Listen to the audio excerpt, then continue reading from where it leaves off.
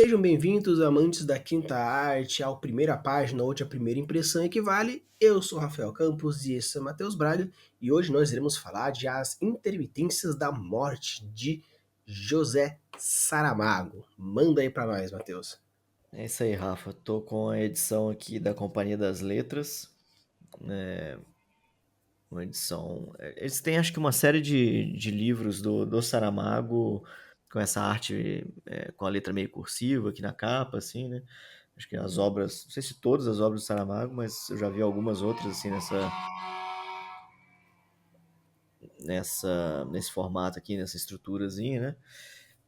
É uma edição relativamente simples, é capa mole, né? O livro é relativamente pequeno, as letras são grandes, mas enfim, nada disso importa pra gente, né, Rafa? Vamos lá para a primeira página, avaliar ela, a primeira ou primeiras, nesse caso.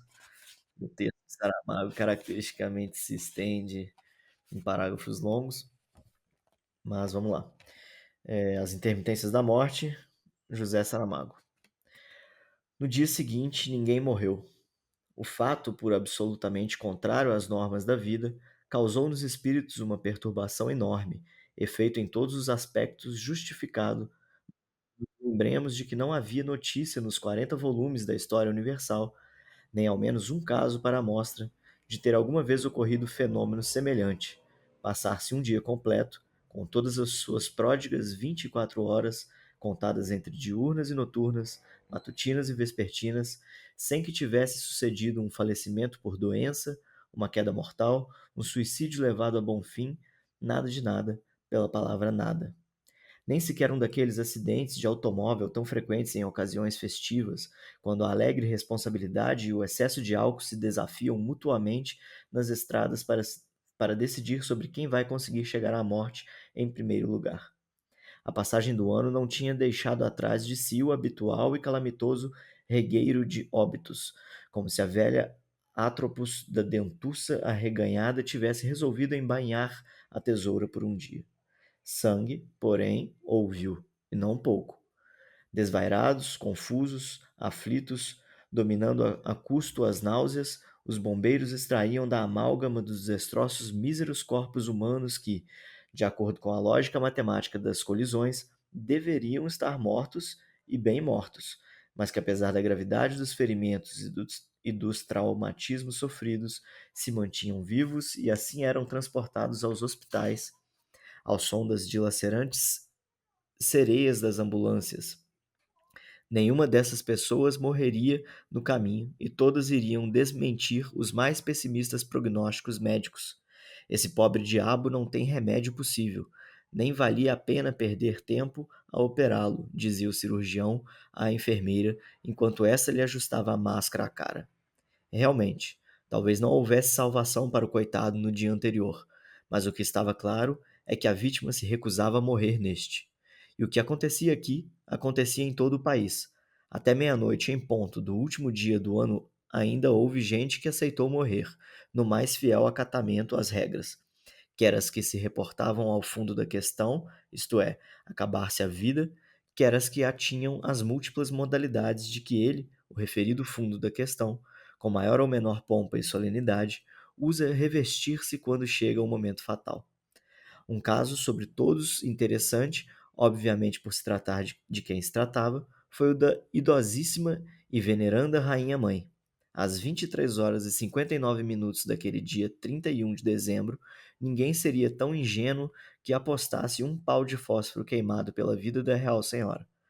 Perdida qualquer esperança, rendidos os médicos à implacável evidência, a família real, hierarquicamente disposta ao redor do leito, esperava com resignação o derradeiro suspiro da matriarca, talvez umas palavrinhas, uma última sentença edificante com vista à formação moral dos amados príncipes, seus netos, talvez uma bela e arredondada frase dirigida à sempre ingrata retentiva dos súbitos vindouros. E depois, como se o tempo tivesse parado, não aconteceu nada. A rainha-mãe nem melhorou nem piorou, ficou ali como suspensa, baloiçando o frágil corpo à borda da vida, ameaçando a cada instante cair para o outro lado, mas atada a este por um tênue fio que a morte, só podia ser ela, Não se sabe por que estranho capricho continuava a assegurar. Já tínhamos passado ao dia seguinte, e nele, como se informou logo no princípio deste relato, ninguém iria morrer. Finish him. Avançamos bastante, e é isso aí, bom, já de antemão, é uma característica de texto, se não me engano, de quase todos os textos do Saramago, que são parágrafos longos, sem pontuação, assim, com enters, né? É, e, e nesse livro não é diferente, folheando aqui eu percebo, é bastante, são bastante longos, né? E por isso até a gente teve que se estender, então na verdade, são praticamente 2 páginas, apesar da letra ser grande, ainda assim, fica bastante texto a mais do que os nossos vídeos normais, né? Mas nada que impeça a gente de fazer uma análise aí, né? Eu acho que foi interessante até para concluir o fluxo da história, do raciocínio também, né? Mas enfim, vamos lá. Quer começar aí, Rafa? Mesmo que essa história tenha sido publicada recentemente, né? Que eu digo recente, 2000 e alguma coisa, não é como a gente já viu de 1910, 1800 e pouco, é dos anos 2000. Eu dei uma piscadinha antes e vi que era 2005, então, sei lá, tem quase 20 anos, mas mesmo assim, isso aí tem cara de livros de décadas atrás, de século, tipo, no caso, o século passado, basicamente. Né? Mas mesmo assim, é o estilo, mesmo sendo moderno, no caso, a pessoa está viva, está escrevendo, mas no Acho que tá morto já. caso, no morto, sim, vivo que eu digo contemporâneo, né? Não Ah, tá, é. sim. Né, a história ainda está viva por ser contemporâneo, não é tipo assim, os grandes clássicos do século XVII, XVIII. É assim. É um livro relativamente recente, mas mesmo assim tem essa pegada mais antigona. Mas vamos falar um pouco mais sobre a história. Eu achei interessante alguns fatores, que é, primeiro, no dia seguinte ninguém morreu. É uma coisa que traz essa frase legal. Pra mim é Mas, uma. Vai lá, vai lá. mais de uma forma geral, meio que, apesar de ver esse impacto, o gancho que faz a cena espelho dessa frase, por estar no final do parágrafo, que tem 2 páginas depois, eu senti que esse impacto se perdeu um pouco, apesar de que houve uma construção, houve uma ancoragem dizendo sobre, né, a morte, os negócios, as estruturas, algo que eu vou falar também sobre esse parágrafão, mas pelo fato da cena espelho ser muito no final, eu senti que ele perde um pouco a força, mas mantém-se pela estrutura do texto. Porém, acredito que para uma estrutura um pouco mais moderna hoje, acho que poderia ter utilizados de mais reforços, reforços impactantes, porque fala das sereias, né, das ambulâncias que cantam como sereias que atiçam os marinheiros até a morte, ou fala sobre as parcas que cortam o fio da morte na época dos, dos gregos antigos. Então tem diversas referências explicando de o porquê ninguém morreu no dia seguinte. Tipo, é um parágrafo inteiro de 2 páginas que não que explica, mas que traz essa reflexão de por que raios ninguém morreu. Mas acredito que poderia ter alguns momentos bem diretos para criar essa conexão. O Rafa tá citando aí uma técnica de escrita que a gente até gosta bastante, que é a cena espelho, né? Não sei se a gente já abordou sobre ela aqui em algum outro conto, eu acho que até não, algum outro livro, não tô lembrado pelo menos, até porque a primeira página normalmente não teve tempo suficiente ainda para se produzir uma cena espelho, e aqui como a gente avançou 2 páginas, o José Saramago entendeu por bem que caberia uma cena espelho, né? A cena espelho, o que ela faz é você trazer uma construção no começo, né? E ao final, né, daquele trecho, ou daquele capítulo, ou daquele livro em si, que seja, você meio que espelhar aquilo, ou trazer aquilo à tona de novo, né? De alguma forma, né? E aí é o que ele fez aqui, né? No final dessa última frase que a gente leu, ele cita diretamente a, a primeira frase, né? Enfim, não me pareceu ruim nem nada nesse sentido, né? Mas eu acho que acho que até flertou um pouco aqui com a quebra da quarta parede, né? De conversar com você, ó, tá lembrado aquela primeira frase que eu falei lá no começo, né? Então é meio que tem essa quebra de quarta parede. Acho que tem, toda vez que eu vejo a quebra da quarta parede, normalmente tem também esse tom meio sarcástico, meio irônico, né? E eu senti um pouco disso aqui também no texto. Eu não sei se é uma característica de todos os textos do Saramago, ou se é exclusivo dessa obra. Mas enfim, é uma primeira frase que pra mim é bastante potente, eu gosto bastante. No dia seguinte ninguém morreu, já te soa meio absurdo, você fala assim, como assim, né? Quero saber sobre isso. Não existe um dia na Terra que alguém não morra, né? Assim como não existe um dia que ninguém não nasça, né? Também não existe um dia que ninguém deixe de morrer, né?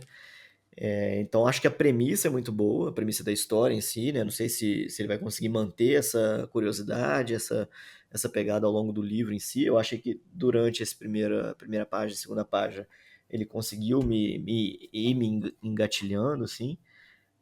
Apesar de flertar muito com o humor, que é algo que eu não sou tão fã, assim, né? Ele ainda assim me conseguiu me prender. Mas é isso, né? Uma primeira frase forte, e, e acho que uma premissa de história muito boa, né? Me resta saber se ele será capaz de manter isso ao longo do livro. Sim. O que me pegou um pouco nesse primeiro parágrafão aí é esse flerte meio que destõe um pouco o quesito temporal. Porque, assim, me deu parecer, principalmente no final, de que o protagonistas da história é rainha e príncipe. Apesar de que existe a rainha da Inglaterra, não existe mais na casa, mas existe ainda a realeza na Inglaterra hoje, então sim teria como a realeza existir junto com ambulâncias, porque no caso aqui, da forma como foi tratado, me pareceu, pelo menos as descrições, me pareceu relativamente moderno, até chegar o momento que aborda a família real. Então eu fiquei levemente confuso, principalmente pelo fato de ter o termo usado das sereias de Da coisa, ambulância. da ambulância. Pode ser, no caso, por ser um escritor de Portugal, e a gente, tanto é a edição quanto nós decidimos manter as palavras e o estilo, tanto que se vocês acompanhando o texto com a gente, se vocês viram, por exemplo, fenômeno com acento agudo, ao invés de ser noturna, nocturno, Mateus leu Uhum. com, Sotaque com brasileiro. sotaque brasileiro, mas as palavras são de português de Portugal. Então Sim. pode ser que essa ambulância não seja o carro, pelo menos possa ter um segundo significado além do carro médico.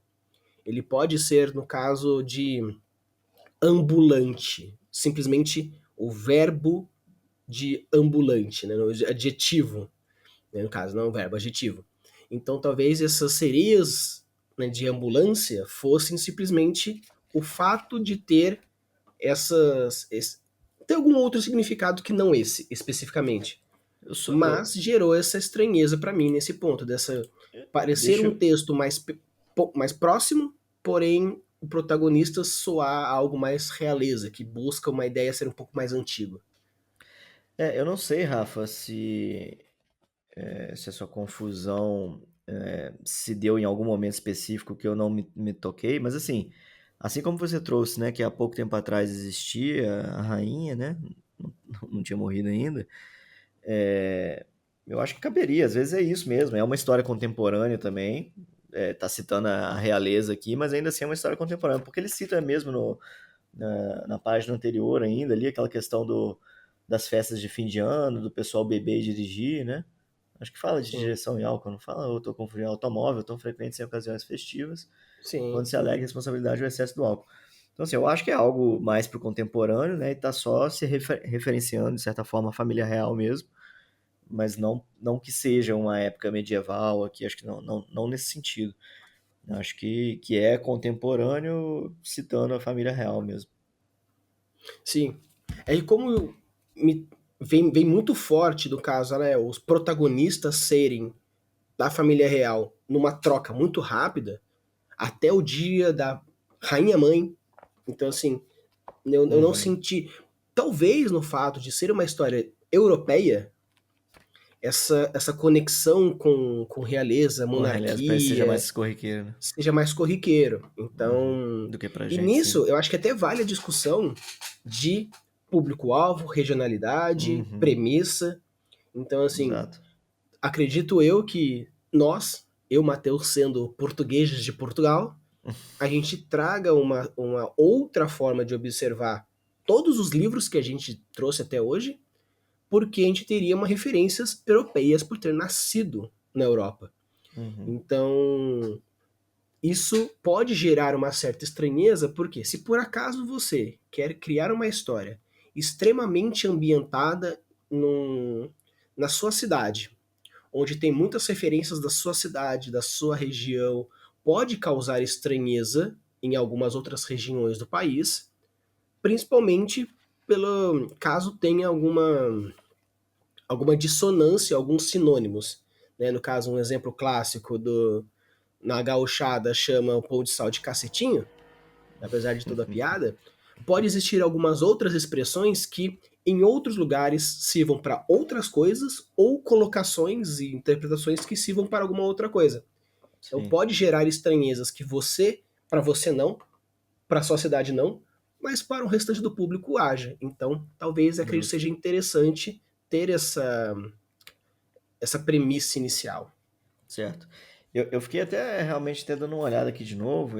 Na verdade, eu não senti presença de um narrador específico, de um personagem específico. Eu tô até mais com a sensação de que é um livro que vai ficar transitando entre tempos e locais, não sei, sem focar em nenhuma história de alguém específico, sabe? Tipo, perpassando assim pela morte em si, porque não deixou de acontecer e tal. Não sei, realmente não li a história, não sei dizer para quando que anda, mas fiquei com essa sensação de que não vai ter um personagem específico, igual algumas histórias, o personagem específico é a cidade, é o ambiente. Aqui eu fiquei com a sensação de que é um ser onipresente que está observando ninguém morrendo em lugar nenhum, entendeu? Não sei se caminha para esse lado ou não, mas foi a sensação que me deu. Não, é porque talvez você tenha ficado mais preso por conta de ser o último trecho do parágrafo ali, né? Que termina, que fecha com essa parte da rainha, né? E tal, dos netos dela. Porque até então, antes disso, não estava comentando sobre ninguém específico, né? Só sobre a falta de morte em si, né? Exato. Então, assim, pode ser, como você está falando, que o personagem, que a história vá ser contada pelo espírito da vida que está Uhum, achando estranho ninguém mais morrer. uhum, Ou alguma coisa do gênero, né? Ou mais ou menos como acontece em Game of Thrones. Tem alguns personagens que são mais importantes, de uma maneira geral, tem mais cara de tela, porém, todo mundo meio que é importante dependendo do capítulo que você está abordando. Então não existe tipo assim, sempre vai ser até um Jon Snow da vida. Então pode ser que assim, a história seja dividida em vários atos e cada ato conta da realeza portuguesa, o outro fala dos médicos, não sei o quê, o outro fala. Então, não sabemos, a gente não vai seguir até o final, pelo menos na quesito da análise.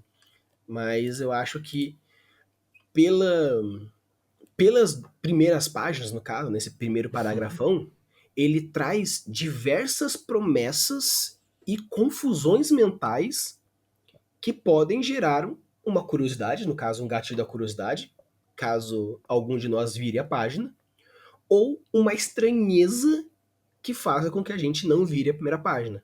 Porque a estranheza e a curiosidade, elas andam muito próximas. sim, Você perder um pouco a mão para um para outro, faz cair para um ou para outro. Então eu acho que exato. vale isso, né, essa questão. E até Uhum, falando um pouco sobre a Meiuca, que eu até já comecei a falar dela, eu gostei bastante de diversas referências que ele trouxe. Tanto que, mesmo que fosse algo, às vezes, pontual ou pomposo, eu gosto de, né, no caso, por exemplo, esse pobre diabo não tem remédio possível. Ou no caso, da fiadeira que naquele momento desistiu de cortar. Então ele pega diversas micromitologias ou citações populares, no caso, né, o diabo, referente a ir para o outro plano, no caso, morte para o inferno, ou no Uhum. caso das parcas, que é uma tece, a outra corta e autossegura. Então, eu gostei dessas diversas referências, brincando com simbolismos diferentes, com caracteres relacionados à morte, diabo, anjo, a própria sereias que fala, porque as sereias elas matavam os marinheiros afogados. Então, eu gostei bastante dessas diversas referências em relação à morte. E e o que talvez incomodou um pouco foi realmente algumas palavrinhas que, na hora que o Matheus estava digitando, eu comecei a corrigir. Ele falou assim: não, Rafa, mantém em Portugal para a gente manter a integridade do texto. Então, assim, algumas palavrinhas me pegaram, alguns pontos, algumas vírgulas, alguns acentos, mas é totalmente por ser em outra língua. É a mesma coisa que eu ficar incomodado com o inglês lendo o livro em inglês. Então, já não é a culpa do escritor nem de ninguém, é minha mesmo, né? Aí não tem. Mas de uma forma geral, eu achei bem interessante. Assim, essa aura dessa história me lembrou bastante o Ensaio de uma Cegueira, Que é dele também. né? Que é dele também. Ele traz essa premissa poética, porém ele flerta do fantástico com, né, o alta com a baixa fantasia, meio que é infactível que as pessoas não morram mais, porém, e se Se isso não acontecer. morressem? Uhum. Então, ele brinca com e se um dia todos ficassem cegos? Então Uhum. eu gosto dessas brincadeiras, desses e sis, essas Premissas, né? reflexões que o Aham. Saramago traz, né, e essa forma poética e fantástica de ver algumas realidades que podem não ser, que são fantásticas também, porém dentro de uma realidade palpável. Sim.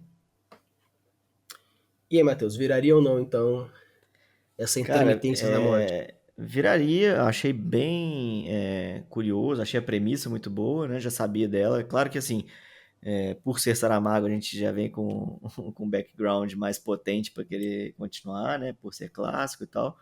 Eu gosto muito, você citou aí do ensaio sobre a cegueira, apesar de não ter lido o livro ainda também, tá na minha fila para ler aqui também. Eu só vi o filme, gostei bastante do filme, quero ler o livro. E aí acabei me interessando pelas obras do Saramago. Também tem um outro livro dele que virou filme também que eu gosto, que é O Homem Duplicado. Também tem já que tá na fila para ler também. Então, assim, eu sei que as ideias do Saramago me chamam a atenção. E eu nunca tinha parado para ler, só acho que no cursinho, para algum vestibular da vida. Não tô nem lembrado qual era o texto. Se bobear, era a própria Intermitência da Morte. Enfim, eu achei uma ótima primeira frase. Achei que ele criou o tom da história. Imagino que vai manter nesse nível, porque ele conseguiu manter duas páginas inteiras no mesmo tom. Achei que, pelo visto, é a forma dele de escrever mesmo, então seria o tom da história em si, né? É, e achei uma premissa muito boa, muito interessante de separar para refletir, caramba, que loucura é essa, o que, que vai acontecer, né? Por que está acontecendo isso e o que, que vai suceder a partir disso, né? Então sim, viraria tranquilo. Não sou muito fã de comédia, de quebra de quarta parede, né, que seriam os pontos fracos aqui para mim, mas não é característica falha da escrita nem nada, é uma opção do autor, e aí é aquilo que a gente fala, né?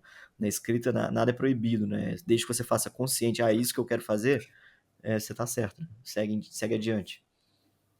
Sim. Eu gostei, eu também viraria. É algo assim que eu virei o ensaio sobre a cegueira, achei bem legal, ainda mais que eu também fui nessa linha. Gostei bastante do filme, fui atrás e o filme ele é muito parecido, claro, não dá pra pôr tudo, então tem diversas outras cenas, outras discussões, porém tem bastante coisa bem legal. Então, quando você falou assim, ó, Intermitência da Morte é do Saramago, eu já falei, pô, legal, vamos ver, descobrir alguma coisinha a mais. Achei bem interessante. A parte de comédia, né, é bem suave, pelo menos na minha opinião, nesse quesito, porque é uma comédia um pouco mais pro sarcástico, e a Isso. parte sarcástica eu tenho um certo quê mais, o meu senso de humor ele é bem mórbido, então o sarcasmo é uma coisa que relativamente eu acho engraçado quando não é comigo. Então eu viraria fácil, e eu gostei demais dessa premissa pelo fato de ser algo extremamente bizarro, extremamente extremista, porém traz uma proposta interessante, porque em nenhum momento disse que as pessoas não estão lançando mais. Quais seriam as consequências, no caso, em 5 anos? Não precisa nem ir Uhum. muito. Né? Já com a taxa de mortalidade não tão alta, a natalidade cresce pra caramba, e se zerasse a mortalidade, como é no caso aqui? Será que as pessoas teriam, no caso, porque... E outro fator é que, pelo menos por enquanto, que tipo de morte... Todas as mortes são zeradas, a alma não é levada mais, então gera algumas discussões também no caso de assassinatos. Será que é só acidente? Será que é morte morrida? Só é doença? São diversas discussões que me traz essa mente para pensar. E a pessoa que, por exemplo, está, sei lá, entubada, neutraliza? A pessoa que está em coma, ela volta? Então, esse meu lado mais biológico me trouxe algumas perguntas que eu esperaria ter essa resposta. Então, viraria também para saber se eu teria essas respostas. Então, sim, com certeza é um livro que viraria a primeira página, com certeza. Então, pessoal, se você é alguém que gosta de Saramago, coloque aqui nos comentários se você já viu algum filme, se você já leu esse livro, se você viraria a primeira página, e também, caso coloque, se acabasse das pessoas morrendo, como seriam as primeiras consequências que você vê aqui. E lembrando que a gente sempre deixa aqui o nosso formzinho para deixar para vocês mandarem a sua primeira página do seu livro, do seu conto, porque ainda esse mês, no último episódio desse mês, vai sair a primeira análise de vocês inscritos. E quanto mais vocês enviarem, mais vezes aparecerão aqui no nosso canal. Beleza? Então, bora ler!